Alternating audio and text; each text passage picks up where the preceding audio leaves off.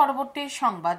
উগ্রপন্থী সমস্যা সমাধানের প্রশ্নে রাজ্যের বিজেপি নেতৃত্বাধীন সরকারও ভোট ব্যাংকের রাজনীতি করতে গিয়ে বাম ও কংগ্রেসের মতো উপজাতি তোষণ নীতি চালিয়ে যেতে চাইছে। বুধবার দলীয় রাজ্য কার্যালয়ে সাংবাদিক সম্মেলনে এই অভিযোগ করলেন আমরা বাঙালি দলের রাজ্য নেতৃত্ব। তাদের অভিযোগ,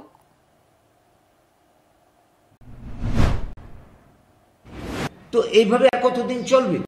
আজকাল সেই জায়গায় আমরা যদি কোনো গণতান্ত্রিক উপায় আন্দোলন করি, আমাদেরকে পেছনে পুলিশ ফেলে দেওয়া হয়, মামলা মোকদ্দমা করা হয়, আন্দোলন করতে দেওয়া হয় না, আর তাদের বিরুদ্ধে কোনো অ্যাকশন নেই। এটা কতকাল চলবে? এটা তো মদত দেওয়া, আশকারা দেওয়া। আমরা এই ঘটনার তীব্র প্রতিবাদ করছি।